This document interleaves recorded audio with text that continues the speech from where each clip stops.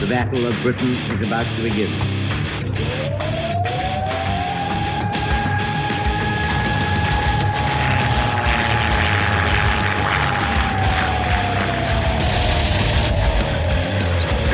We got tanks up there.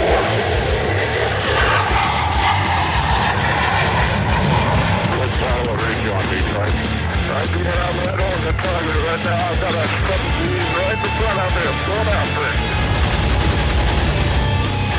Right, I got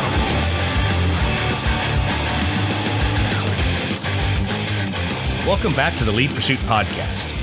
We were going to have a great episode tonight. As we promised, we were going to talk tactics. This was going to be the second half of our tactics discussion. And then Brett went and hurt himself. So, since he's laid up in a chair with ice on his back and his wife bringing him something alcoholic to drink, we're not going to talk tactics. Instead, we decided to talk to the organizer of the Texas Broadside event, Andy Bouffard. Andy, how you doing? Doing great, Doug. Thank you very much. Thanks for having me. Yeah, good to have you on. Well, we also brought Steve and Trevor, the two new guys, back on. So welcome, new guys. Glad to be here and be very mediocre about things. Yeah, back again. I'm gonna have to take a little break here. I'll give the seat back to Brett and Chris next week.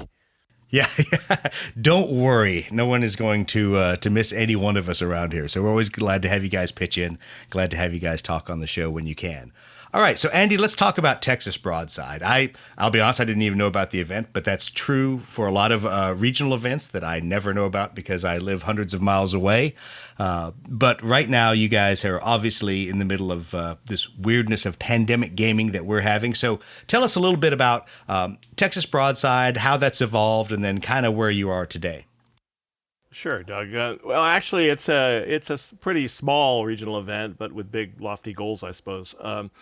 So really, there's actually, I think you know Rob Wubenhorst, and you've had him on your show. Absolutely. And Rob is actually the first one to propose just a casual wargaming club that would meet one night a month here in Houston, and enjoy good beer and good company and a simple, fast, and fun multiplayer war game. So, rather than get together at a cafe or restaurant or someplace and everybody pair up and play whatever war game they want to play that week or that month, we always agreed that we would come together and create one multiplayer game experience, and it would be different each month depending on what system and who wanted to bring something to the table. So that started about 10 years ago in 2011. And so that brought together sort of a core group of people here in Houston that would meet, like I say, once a month. Well, Texas Broadside came about because actually back in 2007, I started attending Heat of Battle, which was a wargame convention at the National World War II Museum. And it was couched as an event that would be played where war gamers would come into a cool venue. I mean, who doesn't want to play a war game under the wings of an aircraft from the war or in front of a Sherman tank? It's a cool venue to play war games in. And so, in addition, the goals of the museum were that the wargaming was an education opportunity for the people coming through the museum. So it wasn't like the wargamers were in a private function space at the back of the museum where nobody saw them. We were in the galleries and in the hallways where people came through the museum, and they would stop and say, "Hey, what are you doing?" And we'd explain, and we'd try and teach some of the background of the battle. So, did the museum really think through this, or they're like, wait, who got all these basement denizens and who put them out here with gaming tables amongst all these people? Yeah, and there is some of that. Everybody had to be on watch their language and be respectful. And one part of the thing was, fudge! I lost another Messerschmitt.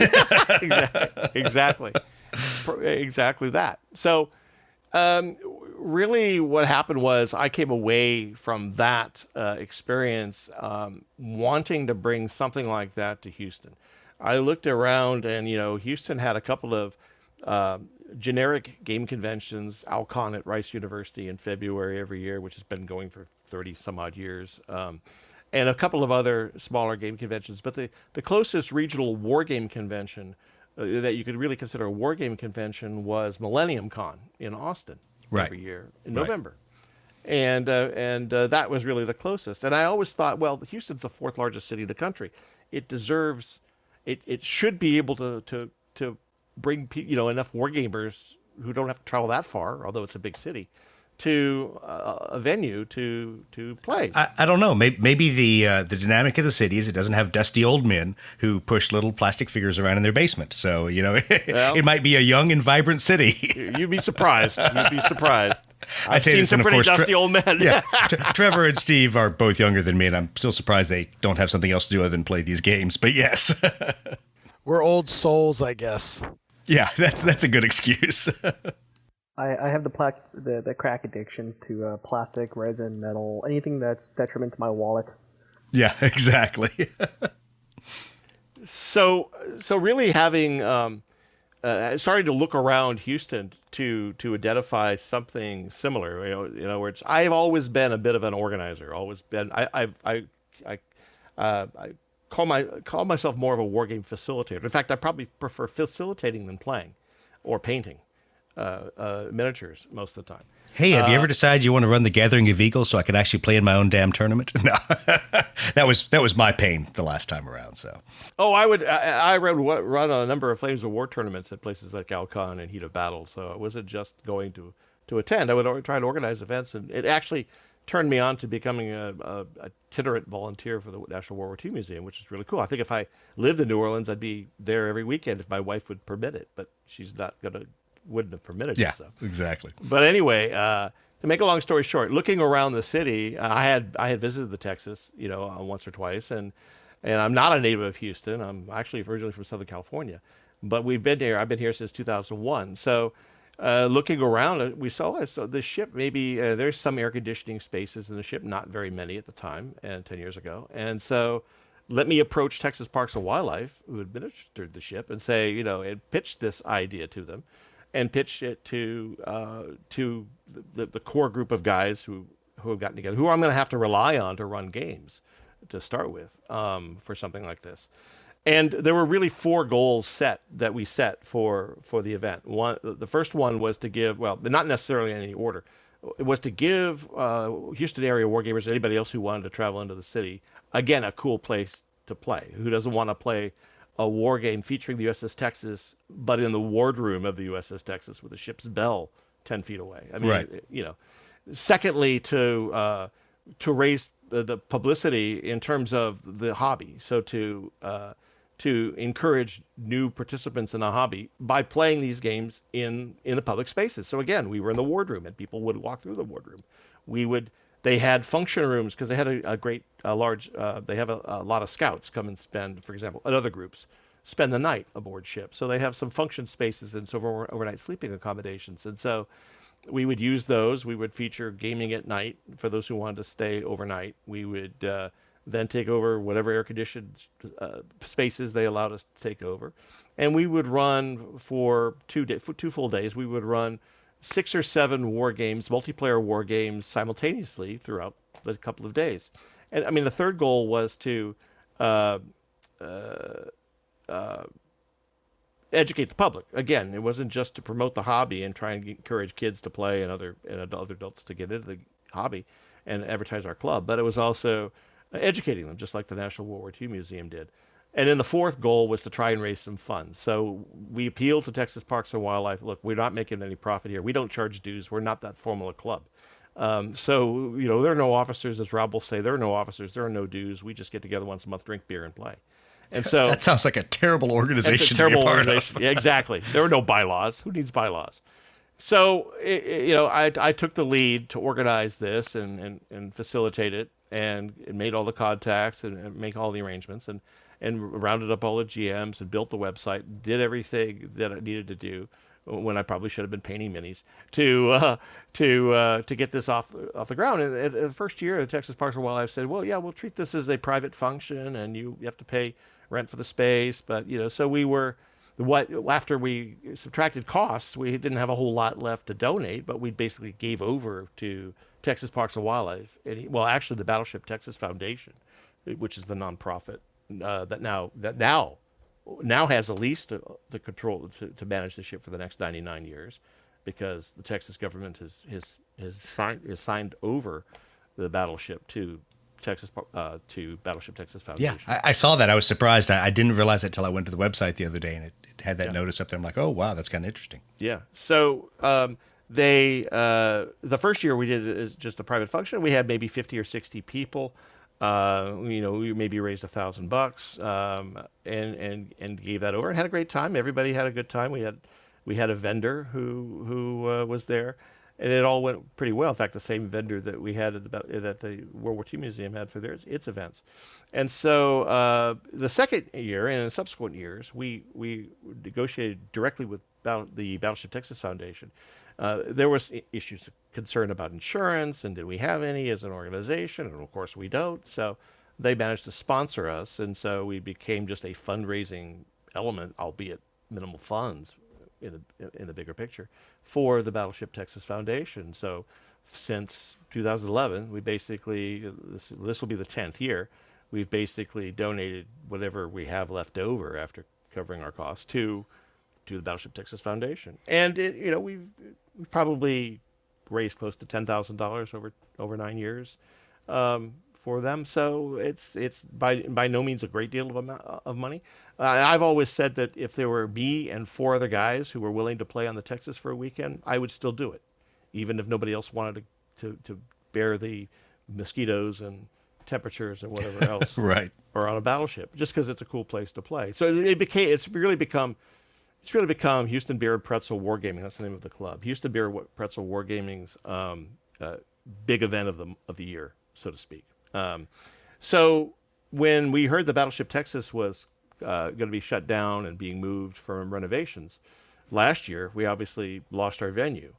So not wanting to give up completely, I punted around for an alternative venue, and what I found was the Houston Maritime Museum was open to us running the event there. It had to change in format a little bit. They wouldn't allow us to do certain things that we did aboard the ship, but the benefits were full air conditioning, which was nice, and a comfortable environment, and again, kind of a cool place for guys to get together and gals to get together and play.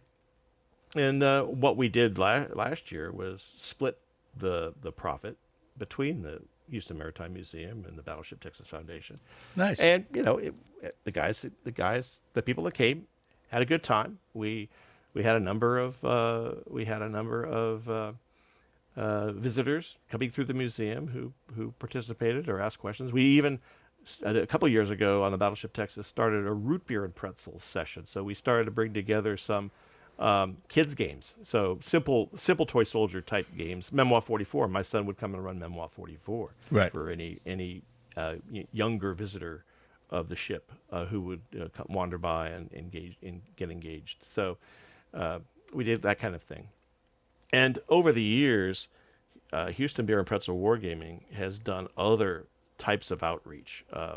For the 75th anniversary of D-Day, we volunteered to run some demonstration games based around the Normandy invasion on board the ship before they closed a couple years ago for the 75th anniversary. So we were there the weekend of June 6th or whatever that celebratory weekend was, running games. And then also the Houston Museum of Natural Science over the last several years has had exhibits. Like, they have permanent exhibits like any other museum, and then they have visiting exhibits that move on. And 1 year when they had a Battleship Texas exhibit, so I contacted the museum and I got a couple of volunteers, and we set up a hypothetical 2400 scale battle between the Tirpitz and the Texas to see who would come out on top. And we set that up at the open, right in front of the Texas exhibit. Nice. That's pretty cool. At the Houston Museum, and we've coined that initiative as our a war game in the museum, sort of a night in the museum kind of spin to it, but play on a night in the museum, but it's a war game in the museum. So we've done the Houston Museum of Natural Science has had they had a samurai exhibit where they had a bunch of swords and helmets and the armor of the ancient samurai. So we set up Ronin, the Osprey. That's set pretty of cool. rules. in front of that exhibit in 28 millimeter. They had a Gladiator exhibit that many years ago, and we set up Jugula from the people that do Saga. Right. We played that game, and in front Another of game a series of games I've avoided because I have no desire to get into that many more armies. But yeah, I've seen that and Saga both played. That seemed pretty cool. Yeah, and the other two ones we did the last one we did. Well, Sherlock. They had a Sherlock Holmes exhibit not too long ago, and outside the Sherlock Holmes exhibit, we had In Her Majesty's Name. I set up a big game of In Her Majesty's Name, and we had Sherlock and Watson wandering around London, trying to solve a crime. And we had some of our gamers come to do it. We entertained a bunch of kids coming through the museum who wanted to check out the cool terrain, and we got them to play a couple of rounds of the game. And so it was really fun. And then one last thing that they did was there was an exhibit on I can't remember the theme. I think it was just knights, the knights in general. And so we did. Art de la Guerre, and we did the War of the Roses in 15 millimeter. So that's sort of our little outreach that we do periodically. And then the last one we did was for Veterans Day weekend last year. We went to the Lone Star Flight Museum, and we ran a couple of World War I and World War II air games. We had Wings of Glory. We ran Axis and Allies. Was it Eagle 20 or Eagle 20 or whatever the Axis and Allies air game was that came out many years ago, and we did some Checker 6. So really this year with COVID, we've had to adapt all kinds of ways. We celebrated our 10th anniversary as a club back in March at our last face-to-face game, and a cafe here in Houston called Tea and Victory, a game cafe. And once April hit and we were all in lockdown, it was what do we do now? I mean, a lot of people have been painting up a store. Others have been, doing other things, and I haven't painted a single figure since April. Good. See, Steve, Trevor, stop judging me. I've been organizing. That's what I've been doing. I haven't been painting. I'm still going to judge you regardless. Well, no, you're gonna paint my figures. That's what you're gonna do, Trevor. I'm okay with that. Throw money at me. I don't care. Exactly. Rob makes fun of me because one of our non-bylaw bylaws was that we weren't allowed to bring unpainted minis to the table. To a game table, and he points at me every time he quotes that line in our non-bylaw bylaws, because I've had a tendency to say, I want to play this game. I don't care if I've got black primed minis on the table. I still want to just play. So and I'm not going to wait until I paint, because I paint slowly. Yeah. You'll change your tune when I show up with my googly eye Spitfires. Then we'll talk different. Yeah. So for those who haven't seen, I think Steve's googly eyed Spitfires, done up by his daughter, I think are pretty much the pièce de résistance of what you bring to a tournament just to piss off your opponent. Oh, just wait till you see some of the stuff that's happening at my game club there, Doug. But, I hope so. There may or may not be a Jurassic Park themed 262 squadron. I'm just throwing that out there. That's brilliant. Yeah. Leave it to you guys to just give the finger to all the historical guys with your tournament paint jobs. But I love it. I think it's hilarious. And guess what? I really don't care. Have fun. Play the damn game.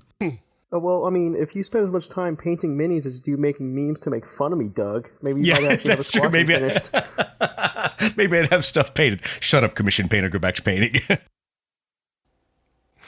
Oh boy. So with the advent of COVID and looking around, it's for the last year I've been running a one night a month D&D 5th edition campaign, and I've been doing it on Roll20 and Discord. And I invested a couple years ago in Campaign Cartographer 3 to build the maps, which is a sticky wicket to get into in the first place as a piece of software, but once you get into it, it's not too bad. And so I had a lot of experience then creating battle maps and things like that on working with tokens in Roll20. And so with COVID, I looked around and said, I don't want to stop playing. And if we can't play face to face, how can we leverage the technology? As a software developer, for 30 plus years, it's natural for me to go, well, how can I use our digital tools to bring the group together still? So I started to adapt some of our our favorite miniature game systems to Roll20. Hadn't really looked at Tabletop Simulator. I mean, I knew about Vassal, and I've dabbled in Vassal a little bit. Never writing on a module or modifying a module, just playing some of the things that are out there. I hadn't really looked at Tabletop Simulator or Tabletopia or anything like that because Roll20 was fitting the bill. Well, yeah, and we use the tools that we're comfortable with. Sure. I'll be honest, I was no fan of Tabletop Sim when I first started fooling with it, but thankfully, at least compared to Vassal, I could, kind of beat my way through it and force the system to do what I wanted to do. Where with Vassal, I got lost super quick. And I laugh because I've looked at Campaign Cartographer for years and always thought how cool it is. And now that you tell me it's difficult, I'm like, well, maybe I'm glad I didn't invest in it. But it makes such pretty maps. It does. But the combination of I've probably, don't tell my wife, I don't know how much money I've dropped on Roll20 marketplace graphics, sprites and map backgrounds. Oh yeah. Terrain. And those, whether I use them, I'll use them in my D&D campaign. I'll use them in Campaign Cartographer as graphic resources, and I use them in the miniature wargaming. And so we started with Check Your Six. That was easy. There was no map. And lately, I've been doing maps by going to. I work for a company that has called Esri. It's a GIS mapping company, and we have a tool that lets me, go to. It's basically Google Earth, but it's our version.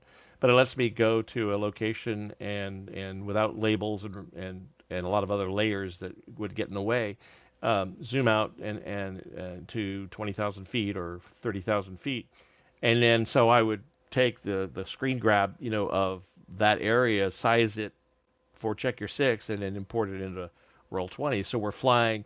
The other day we flew in the Arab-Israeli wars. We were over the Suez, and it was mirages attacking the airfield there on the coast in Suez, out of Star and Pyramid, that era. And the Mirage, the Egyptian Mirage planes that I found that I was using top downs for, you couldn't see them against the desert background. That's how good the camouflage was working. Well, see, it worked perfectly then. It worked perfectly in Roll20. You could see why the camouflage was so effective. It was pretty funny that. So we started with I started with Check Your Six. Then I went on to Battle Group. Then I've adapted Congo. We've adapted. One of our members looked into What a Tanker, so we've done What a Tanker. What else have we done? We've done Rommel by Sam Mustafa. So we've done quite a bit. Now we have a stable of modules that we can use to play something different. And we, of course, the other thing about being virtual is we're playing with a larger group of people. We got people from other cities who can join us now. The other beautiful thing about it is that with virtual, at least, it's not as good as face-to-face in many ways, of course. But with virtual, if you don't finish the game, the pub's not kicking you out, right, at 11 o'clock. So you don't have to pick up your toys and go home. You can and Rob's invited me to come observe. Next week. Yeah, to come observe some of your games, and it's just the days of the week and everything fall at all the wrong times, and so it's been frustrating that I haven't had a chance to watch you guys use Roll20, especially for Check Your Six, because people who listen to the podcast know that I own a lot of Check Your Six source books and haven't actually played. So I need someone to get me over that hurdle of learning how to play. Yeah, I got to tell you, my favorite part of the online gaming, I've observed a couple of their games, and the great part about the COVID was, don't worry about it, keep on playing, we're all working from home tomorrow, no big deal. Yeah, exactly. No one was worried about staying up late. Yeah. It's been funny a few times though that because nobody's driving anywhere, there's more alcohol being consumed. So there's a lot more slurring, a lot more slurring of the rules, and suddenly That's not the way it plays. and I've been recording these sessions on OBS, so nice. and putting them up on YouTube. And there's at one point where Rob can't remember is asking for help plotting an Immelman because he can't figure it out. And the other night I was in the same boat playing the Check Your Six game. Had a little too much to drink, so it's pretty funny. And Rob rightly points out too, some of we've been working on the Breaking the Luftwaffe book, and we started the first mission in the first scenario in campaign they have in that book called Mission 250, which is the mission to Berlin. And I would actually, it would say, oh, this is over lake whatever the lake is in Germany, and I would go use my software. I'd go to that lake in Germany, and I'd grab the farm fields over in that exact location and bring them into Roll20s. It was kind of neat. But Rob rightly points out there are some of these scenarios that take 18 B-17s on the table, and half a dozen P-47s. And I don't know about you guys, but I have a lot of unpainted lead and painted lead, but I don't have 18 B-17s. None of us do. That's what we usually sucker Brett into whatever the campaign is, because that's how we ended up with 3 painted B-29s and just about every 109 that ever flew over Malta being painted. Right. So it's like there's some of these scenarios that you just probably one person would invest the money to have all of those figures. So this is a perfect kind of scenario to run virtually because you just copy and paste as many B-17s as you want. Sure, the camos all look the same, the paint jobs are all the same, so it's not as aesthetically pleasing. But hey, so that's what we've been doing, is switching to virtual. And I think even after COVID is over and when we happily resume to face-to-face play, we will probably have one night a month because we're all family men. We all have, significant others who pretty much, issue kitchen passes sparingly. And so one night a month was, I know a lot of guys who would get together one night a week or several nights a week at a retail store or a clubhouse somewhere or somebody's place. And that's difficult for many of us. So one night a month was what we could muster. But I think that we've been doing it every Thursday night now, not just once a month, but pretty much every Thursday night now is just virtual night. But I think once COVID is done, we'll go back to doing one face-to-face night a month at Tea and Victory, and we'll probably do, like the first Thursday of the month, and the third Thursday of the month, we'll probably do a virtual night, just because we can. Right. We've enjoyed it, because we've enjoyed it. And I'll tell you, for like Steve and Brett, they're playing all the time, doing an entire campaign virtually with Tabletop Sim, and it gives people a chance to play at the odd hours and not have to drive anywhere. Just be able to knock out a quick game after the kids are in bed and the wife's watching TV. you can get a quick hour of Blood Red Skies or whatever done. And to me, I think it's going to be interesting to see how gaming, in a sense, quote, goes back to normal, because I think a lot of people are going to be hankering for a virtual experience that fits their convenience, but then their kind of capstone will be to actually play games face-to-face when they can and when schedules and everything permit. Oh, definitely. I've said the whole time, it sounds like a broken record, but one really does feed the other, right? So you never lose that desire to paint the model and have the tactile model in your hand and meet with your buddies and joke around with them and then get in the car and drive back home with your little toys in your box, right? But the virtual and the online stuff really just drives you to want to do that face-to-face stuff even more. It just constantly is feeding the other. Yeah, I'm on the opposite side of that whole thing. Like, I haven't done any virtual, but all my games have been in person. I mean, Florida, we've been kind of fascinated. Florida's running around licking alligators, doing whatever they want. You guys have the most in-person gaming of anyone. Pretty much, but we haven't done like any huge events, but all our tables are pretty much spaced out, and everyone's still kind of cognizant of it all. But we've also kind of like, there's a bunch of nerds there and nerd flu and all that kind of crap, and I have enough vaccines in my body from the Marine Corps that I'm pretty sure I'm okay. Yeah, I was about to say, I think you and Chris and I and Brett have probably been shot up with enough stuff that there's probably some weird side effect with that in COVID. But, you know, the funny thing is, I think there's a lot of people that enjoy the in-person that sometimes find there is an equivalent of that with a consistent play via virtual. And I'll tell you, that was the cool thing with Brett and I knocking out a couple games where you get to have that same kind of experience, but you're not necessarily around the same table. But I think it's gonna be an interesting balance to see what people want to do. I know for myself, I just want this stupid move to be over so I can unpack everything so I can decide, do I want to paint my models or do I want to play tabletop sim? Because right now I'm pretty much in a virtual-only world. We know that answer, Doug. Don't try to kid us. I actually want to paint. I actually felt bad when I took my paints out of the U-Haul trailer and stuck them in my storage unit. Realized that I wasn't going to see them for another month at least. So that's all right. Whatever. Maybe I'll have a gaming room when I get the new house there. So we'll see.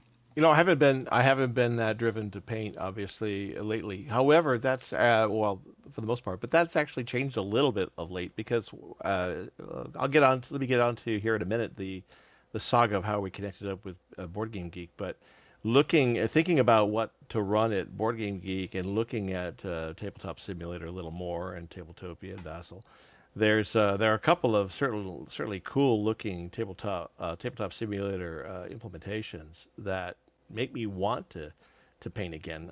A guy with a handle of Cyrano has done a lot of Blucher and Command and Colors Napoleonics using pretty beautiful 3D toy soldier miniatures. You know, yeah, there are some detailed renderings out there Yeah. on Tabletop Sim Yeah. that I'm pretty impressed with. And it's kind of funny because the community that I'm kind of a refugee from, the 40K and Heresy community, a lot of people have gone to Tabletop Sim as a way to try all their competitive lists. Because now they can get together with their buddies. They can pick exactly whatever armies. They don't have to worry, oh, crap, my buddy doesn't have Tyranids or my buddy doesn't have, Imperial Guard. They can play against those other armies and they can try out their competitive lists. So when they do get to go to an actual physical event, they are that much more prepped and that much more prepared for actually how their list is going to perform.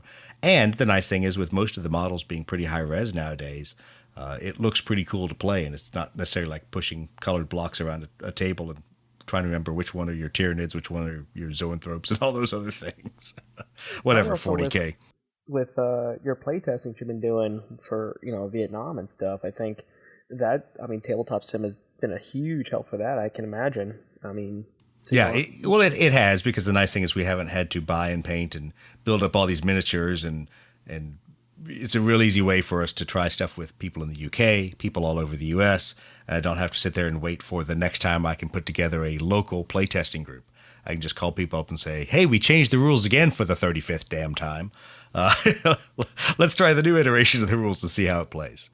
Well, Andy, one question I wanted to kind of cover for y'all's gaming group and the things that you've done.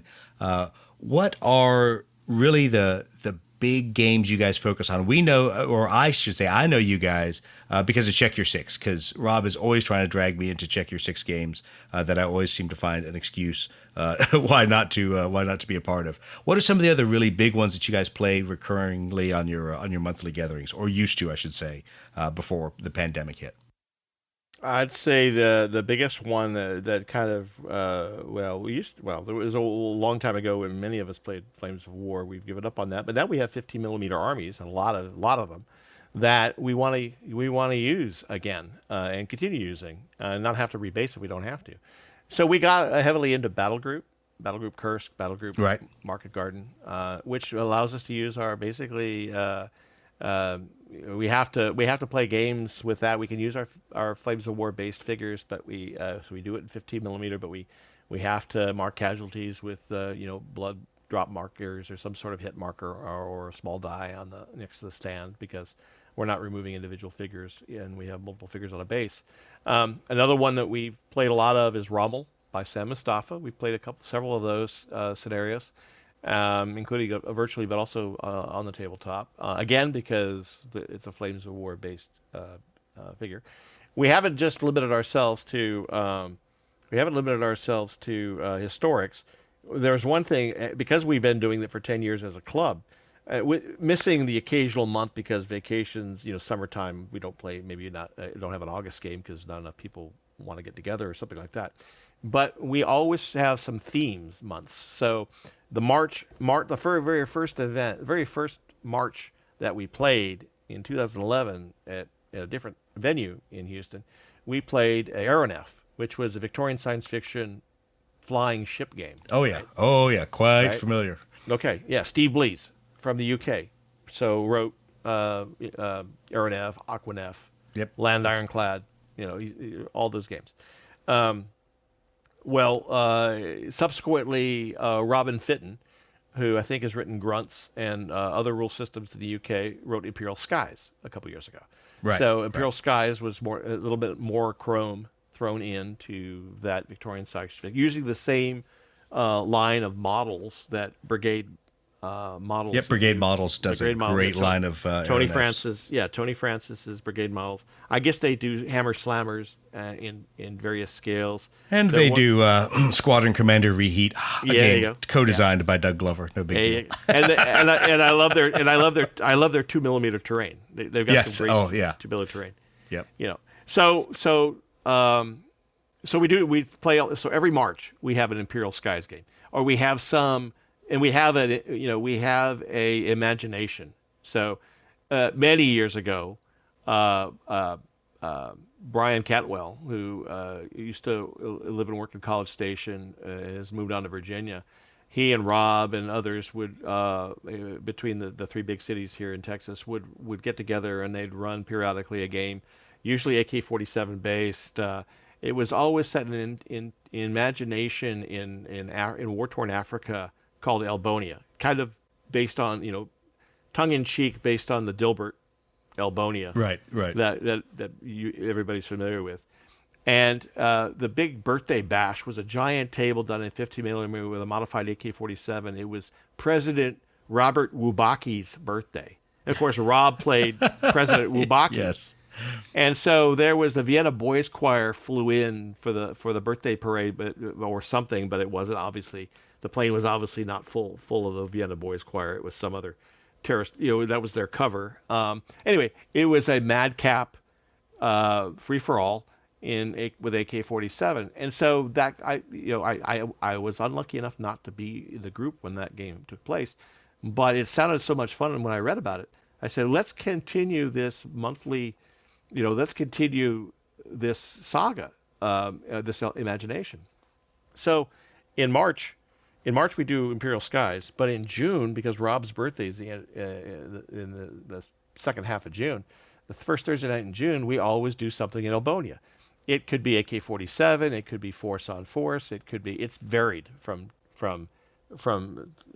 system to system. It just depends on whoever wants to run.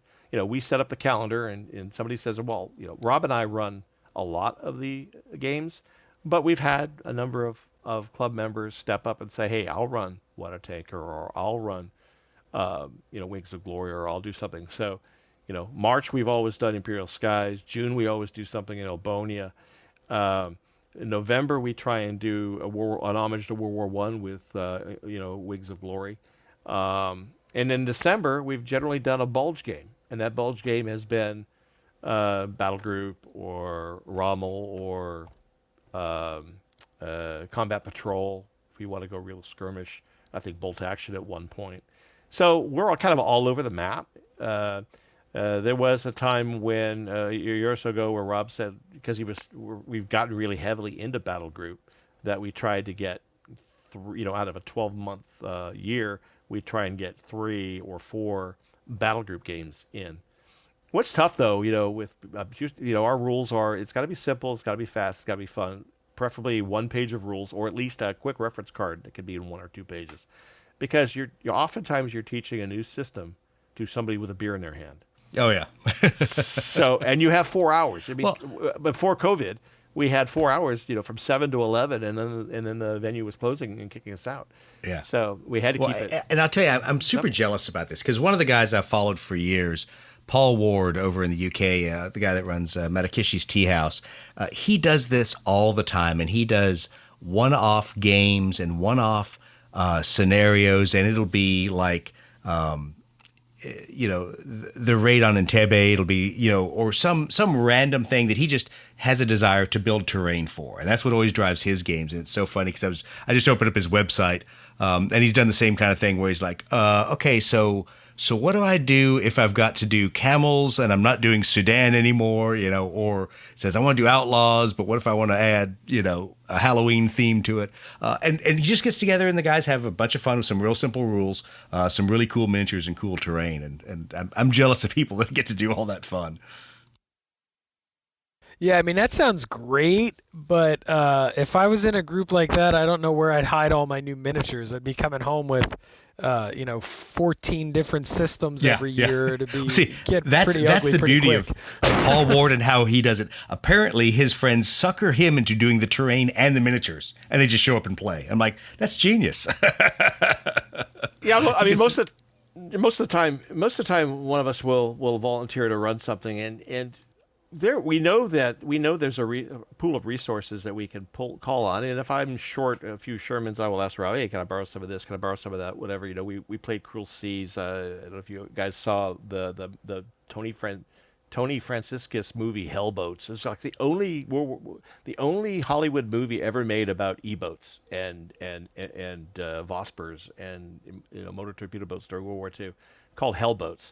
And there was a fictitious, a fictional attack on the harbor of Augusta in Sicily by this American-led British naval force of a couple of MTBs.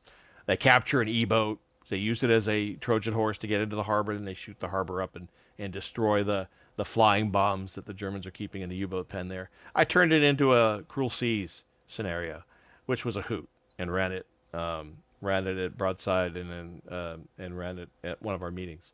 But one of us will pick a theme or pick a rule system, and oftentimes that person will pretty much bring everything to the table, figure-wise and terrain-wise. Again, with minor exceptions. And we just expect guys to show up, and we'll teach the rules, and that's, like I said, that's great because you get to play something new every time. Right. But it's also painful because we can't get good at anything if you don't repetitively play it. It's like we'll play a system, and then 6 months later we might play it again, and we go, well, how did we play that? I mean, can somebody remind me what the rules are? Because we're not playing it week after week after week. I mean, you guys play, Blood Red Skies all the time. I'm sure nobody has to look up a rule. Well, maybe occasionally. But, you assume we're actually good at the game just because we do the podcast. I figure you're good at the game because you play a lot. No, you never have to look up a rule because none of us know it. You just take whatever the other person says, and that's the rule. Exactly. That sounds good. Sure. Outmaneuver, 12 inches, whatever. Yeah, not so much. Just roll a dice. Just roll a D6. Yeah, exactly. And I think that was my my final in brief at the tournament was, look, guys, just agree between yourselves and roll a die, because if you have to come to my table, it's the dice of justice, and they won't work in your favor. All right, so let's take a quick break. When we come back, we will talk about the Board Game Geek at Home and your partnership with them, and what Texas Broadside is doing later this fall.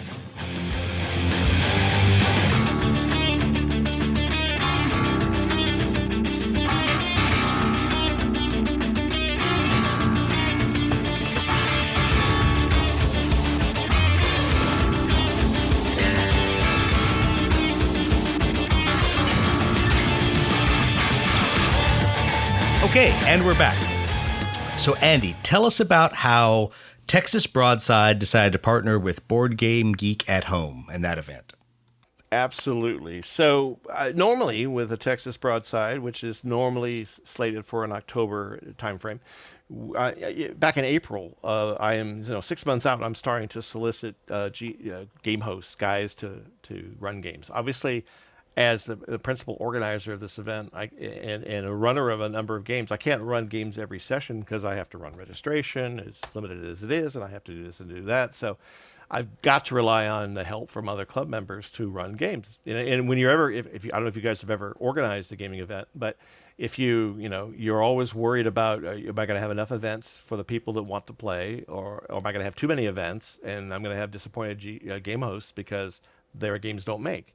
And it's that balancing act, and it's so far worked out pretty well. I mean, occasionally, obviously, games don't make, but very rarely have we ever in fact, I've never had a situation really in the 10 years that we've run it, 9 years, where somebody said, everything's full.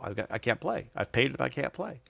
So back in April, COVID was just getting started. So I kind of sat on planning and said, well, I know I've got the dates, but I hadn't picked a venue yet. I could have gone back to the Maritime Museum like last year. I had looked at the Lone Star Flight Museum, which I thought was a better venue given our experience last November. So I was very much toying with the idea and had actually started talking to the Lone Star Flight Museum about using them as a venue, because I figured that they would give me some of the things I'd lost at the Maritime Museum last year. And so as COVID has progressed and as our virtual experience gotten better, and I've seen other events go virtual, including Boardgame Geek's springtime event. So my wife's not a wargamer, but she is an avid strategy board gamer. So we have in addition to my loft here with tons of miniatures and board war games, we have a room in our house with hundreds of Euros and Ameritrash board games. And so that sounds horrible. What a terrible place. Terrible relationship my wife and I have. And so she wins all the time. But that's okay. So we have been going to Boardgame Geek, Boardgame BGG Con. First we went a number of times for their November event, which was 4 or 5 days in Dallas every year in November, usually right before Thanksgiving, the weekend before Thanksgiving. And we went happily go in November, which was adults only. They wouldn't allow kids. And then when our daughter was born, and we kind of lost one of a family member, her grandmother. So we lost a babysitter. We ended up having to not go in November, and then fortunately they started doing a Boardgame Geek and a BGG Con in Memorial Day weekend, which was a family event. So a couple years ago we started taking our teenage son, and left our daughter behind with family, and got really indoctrinated in Boardgame Geek, and of course play a lot of board games, so we're familiar with the website and all of that. So as I saw, and I'm a nervous Nelly when it comes to COVID. I'm pretty freaked out about, I've got high blood pressure. I'm 56. What will I be one of the unlucky ones if I get sick? So I'll be happy to wear a face mask. It's not a political thing to wear or not wear a face mask with me. It's more comfort. I just don't want to be, feel suffocating behind a face mask for all day playing games, even if it means playing games. So I thought, well, we can't do a face-to-face broadside this year.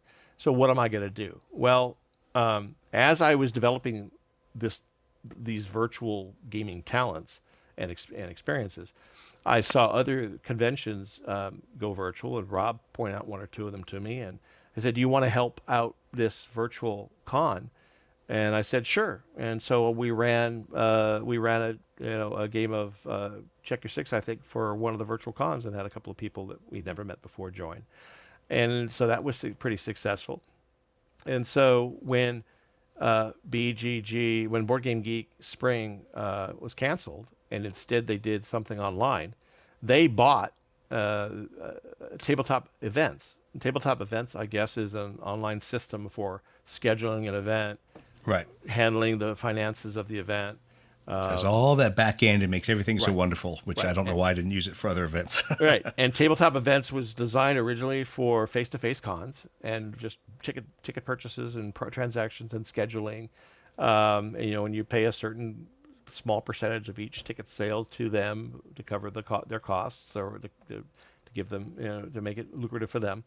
And so when Boardgame Geek did their event to replace their spring event, they announced they had bought Tabletop Events and were going to modify it. And I was following that, and I'm a Facebook user. I don't know if you guys use Facebook, but I'm a Facebook user, and I found Facebook to be really helpful in building relationships and making friends with people who haven't even met me, particularly game designers. And so Scott Alden, who runs Boardgame Geek. I've met him a number of times and said hello and thank you for a great event at Boardgame Geek. And then I friended him on Facebook, and he accepted. Wow, Scott Alden accepted me as a friend. And so I get these updates, and one day I was just bold, and I IM'd him. I instant messaged him on Facebook, and I said, hey, Scott, I see you acquired Tabletop Events. I'm thinking about doing this Texas Broadside, and I described it to him. And I said, would Tabletop Events be something we could leverage or use? What do you think? And he came back half an hour later and said, would you like to run Broadside as part of BGG's November? Nice. And I'm like, is that, and I'm like, is that possible? So he in turn connected me to Jeff Anderson, Jeff is their event coordinator, I guess. And Jeff has been setting up, taking Tabletop Events. And just a few weeks ago, they made the formal announcement for this BGG at Home, which happens to be, the same weekend that they normally have, the 18th through the 22nd of November. That they would normally have their big event in Dallas. And the people who had paid to attend in Dallas have been given free passes for this event. $10. That's pretty cool. Is the starting fee. And for that $10, you get access to the Tabletoptopia scheduling system. And you get, I think they've struck a deal with Tabletopia. And you get a premium Tabletopia license for 5 days. Oh, nice. If you want to use you want to play all the Tabletopia stuff. So I talked to Jeff. I made a pitch. I sent an email to both of them telling them about Broadside and about our goals and saying, hey, I would love to be able to donate whatever we might make from somehow, some percentage to Battleship Texas. Oh, knowing that I'm this small fry, and these guys are Boardgame Geek, Right. and they're running a con that will have thousands and thousands, and maybe even more than that, probably more than that, because it's virtual. But virtual's not for everybody, So it's a, Well, and so it may be hold really that thought small. there. It may be a small turnout. That's what I'm curious, because I've always treated Board Game Geek's event as kind of a large event. And the funny thing for me is, having used tabletop events for a number of things and watching sometimes how slow it is to pick up people purchasing seats or signing up for games, I'm sitting here looking at it and going, wait a minute, we're a month out and nobody's signed up for some of these games. And it's funny to see the ones that are already full. So there are some that are already full, sold out.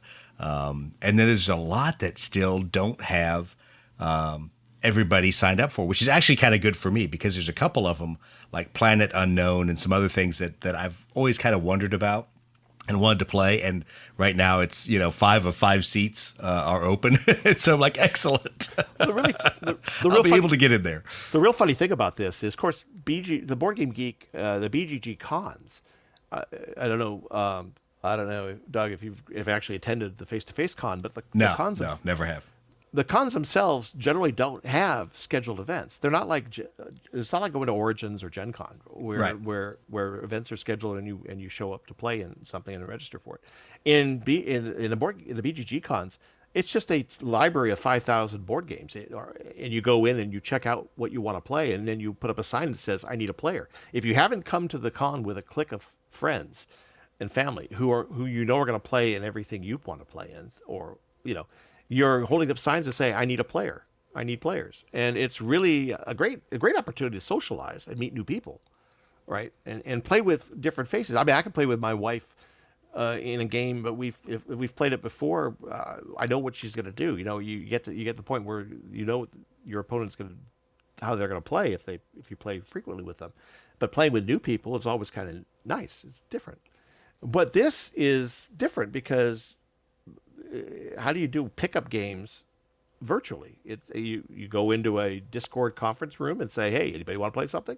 I mean, that's the kind of equivalent of what you do face to face.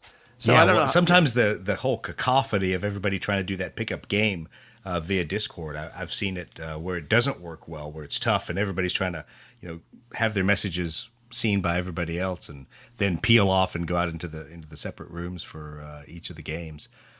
So it'll be interesting to see. I'm really curious and really excited to try it out. So I'm looking forward to it. I mean, it's it's going to be our 10th event. I could have just postponed or canceled Texas Broadside this year. Would have been fully justified in doing so, and had our 10th event next year. And I, of course, I had bigger plans for our 10th and wanted to make it a big thing.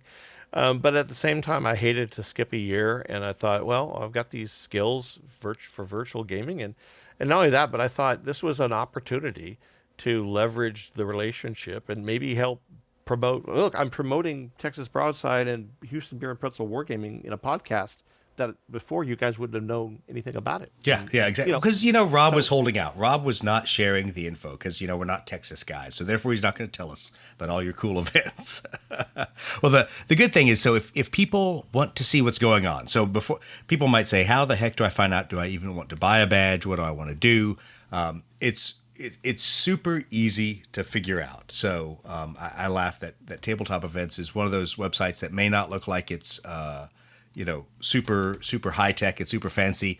You go to tabletop.events. Yes, it's a very difficult website to remember. Don't worry, it'll be in the show notes. It'll be in the link. But if you go there, you can then search for individual conventions. You can click on those, and it will show all the different conventions that are going on. And you can always just type in BGG search, and BGG at Home comes up, and you can click on it. Now, there are a million different games on here that are at least already set to be scheduled, which I think is pretty cool. But if people are really looking to find your games, you guys actually have a separate tag that you guys are all fit under on this whole schedule, right? Right. So the deal we struck was what was most efficacious, I guess, for BGG, for Board Game Geek as well, and works for us, was that it was suggested that there would be a dedicated track of events. So when you go to look at the schedule, or you go to host a game, if you wanted to host a game, you pick the event type. There's board games, there's RPGs, there's panel discussions, and there's war games, and then at the bottom of the list there's WG Wargame Texas Broadside. So you can filter the schedule by type, and you can just pick Texas Broadside, and you can see just our events. And the deal is you pay the $10 to attend. If you host a game, then that $10 is waived. So you guys, Doug, I think you hosted the game. You obviously got a message that said, "Hey, you've got $10 weekend pass." Yep, they give you a little weekend pass and everything. Right. And you could upgrade that for the other bits and pieces, but basically, on our track are the only events that are being charged additional fees of $1 per hour. So if I schedule a 4-hour war game, check your six, and I say it's going to be from 1 to 5. It's a 4-hour game. Then that's going to be $4. So more like the Origins or Gen Con model, where if you sign up to play in that game, it's going to bill you $4. No. Well, all of that $4 is going to go to the Battleship Texas Foundation. So whatever per hour ticket sales we get from that track of events, all that, I'm sure it's not going to amount to a whole lot, but it's better than, a hole in the head. I mean, it's going to be something. And as I even joked when my photography workshops worked with all the aircraft, all the C-47s for the D-Day squadron going across the Atlantic for the celebration for D-Day. We didn't donate a ton of money after the end of the photo workshop, but we probably gave them enough to buy some beer once they landed in England. So you might not be buying a new hull for the USS Texas, but you probably bought some beer for the workers. There you go. And every little bit adds up, right? It's a few dollars, absolutely. $few dollars here, $few dollars there, and that's your typical donation pattern, right? You get enough of those donations, and it adds up. So, and this is a trial. This is an experiment for Board Game Geek. It's an experiment for us, and we're going to have fun. We're going to have fun doing it. I mean, you guys already have some events that have most of their seats taken, or a good percentage of their seats taken, which is good. The funny thing for me is I sit there and I look at it and I go, wow, I actually am going to have to block out more time than just the hosting that I'm doing, because Wednesday night, obviously, just teaching a quick intro to Blood Red Skies on Tabletop Sim, and hopefully I'll sucker Steve into helping out with that one so that we can demo some of that. But then Saturday night, at least for the Blood Red Skies players, is our big event, our Battle of Malta, doing that at 6 p.m. Central. So I think that's going to be fun. We only have 3 hours because, once again, we had to fit in with everybody else's schedule. So we are a little time constrained. But, I think it's going to be fun to get a bunch of people together to play with that map, use the miniatures and the figures that we have in Tabletop Sim for it, and use a bunch of the cards. And hopefully not have Rob shoot me down horribly like last time. So. Definitely come out for the Malta game. It's going to be great. It's a great map to play multiple people with 1 or 2 airplanes on. Kind of. Yeah, Steve, you were in it last time where everybody had like 2 airplanes and got a big 8v8 going on. Yeah, it's a great map for that, with that bigger map, and it really, like you're saying, you at Houston Beer and Pretzels, you really facilitate the group gaming and everybody big multiplayer games. The Malta map on Blood Red Skies is perfect for that, and we even played like that at Real Life Gathering of Eagles as well. It's just as a great scenario wise and target wise and ground attack wise, just a great map for that. And I wanted to just highlight a few of the events too that are on the schedule. We're trying to do, there are these tools, suite of tools like Roll20 and Vassal, and that people have to use to do virtual gaming. And so we found that we when we run these weekly games, and we have sometimes we have the same, often we have the same gamers show up. Sometimes we'll have a new face show up for a week, and you got to spend a half an hour to an hour teaching them how to use Roll20 or teaching them how to use the UI, the interface, and that slows the thing down. So we decided to throw in a Roll20 101 class and a Vassal 101. So in those sessions, I hope to show people how to use the tools so that won't bog down those other games where they have to use the tools in play. And then we're going to do a 201 because, of course, Vassal and Roll20 can be enhanced. You could build. We're going to show how we take GIMP as a graphics editor, and how we take in a top-down view of an aircraft or a ship, and we make the surrounding area transparent, and we import it into Roll20 and what things you can do to play with it in Roll20 to give it attributes and make it invisible and all kinds of things. So, and the same thing with Vassal, how you modify a module. Another thing I want to highlight is that, again, leveraging some of my Facebook contacts, again, this could be international, this event. So I've managed to reach out to Facebook contacts who are game designers and gotten them to agree to join me in a panel discussions or interview, much like this. So we have Sam Mustafa, who's the designer of Rommel and Blucher and LaSalle. Right. And he's a Facebook friend of Rob and I. He's been great at answering questions about his games when we've posed them. And I've been trying to get him to come to Texas Broadside, and it just hasn't worked out as a professor or instructor. He just can't make the time, but he could do it virtually. And so he's been gracious enough to offer to answer questions and be interviewed for an hour and talk about his games.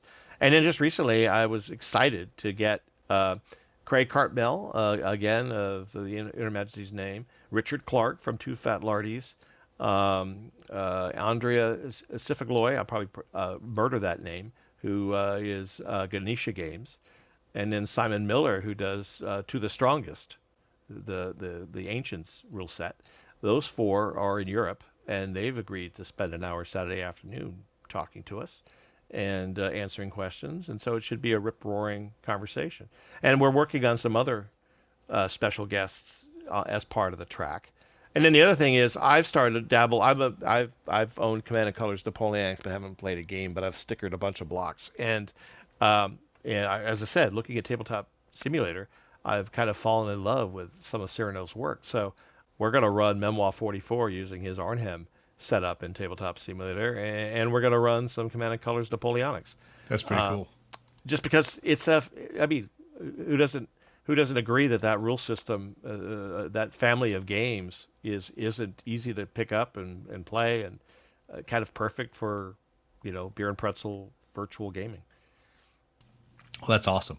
Yeah, I'm really excited to participate and be part of it. I know Steve and I have set aside some time to make sure that we can host and run some of the games, and we'll see how the scheduling goes, because I'd love to be able to sneak in a little bit more tabletop sim somewhere in there, but seeing all the other cool things that are going on, I don't want to overload my own schedule, because I want to participate in some of the other games and some of the other events, because you guys aren't the only ones doing seminars. So there's a lot of other seminars going on out there.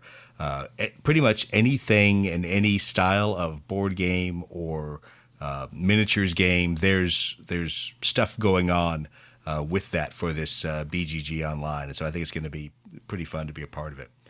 We've been talking for about an hour, so rather than continue wasting our listeners' time talking about a cool event that they're all thinking, "Hey, we're not going to be there. I've got plans that weekend. I've got to go to the lake." No excuse no excuse not to dial up and participate. You don't have to spend any gas money. Everybody's internet's already paid for. There's no excuse for not attending this event. Exactly, and for $10, I mean, just to get in the door virtually, and then be able to attend a lot of the events and go to see what's going on. Heck, just to even jump into the Discord chat, it's worth it for that, to be able to see what's going on and see what cool information is being put out. Steve, did you have any last minute questions before we sign off? I didn't. It was really thorough. I'm same thing. I'm excited for the event. I think it's going to be great for a lot of games. I know there's a lot of stuff that I'd like to experiment with. Finally, hopefully get to learn those rules to check your six a little bit. And I think it'll be a good weekend. Trevor, anything as our non-virtual gamer of the group? No, just it seems like a really cool event. If I can even just dial into the Discord or something, that'd be pretty cool. But sounds like you guys got things pretty locked down, and look forward to the after action report on that. Yeah, it should be fun. Andy, any last minute thoughts you want to leave us with? Things for the event? I would just love to thank you guys. You're very gracious for supporting us and being willing to run your stuff. I know nobody really has to run their games, which they probably run all the time, given we're all being locked down. So that you were willing to run it as part of the track, we really appreciate it, and I really appreciate the opportunity you've given me here today to promote it and talk a little bit about it. And thanks a lot, guys. We look forward to seeing you and hopefully playing some more together. Absolutely. We're looking forward to it. So if everyone missed that earlier, all you have to do is go to tabletop.events, look at their list of conventions, and search for BGG. You could type that in. It'll bring up the BGG at Home convention. Click on that, and it will take you straight to their listing, into their schedule, and you can start picking and choosing what you want to attend and sign up for a badge there. I'd also like to encourage everyone to jump out on Facebook, on Instagram, leave us some comments. We've been throwing a few images out this week, not near as much hobby progress as in some past weeks. So we're starting to dig back into the archives and pull out some of the Gathering of Eagles games and some of the photos of all the miniatures and everything that went on there. But we really appreciate people commenting on that and giving their feedback, as well as giving us ideas for future episodes.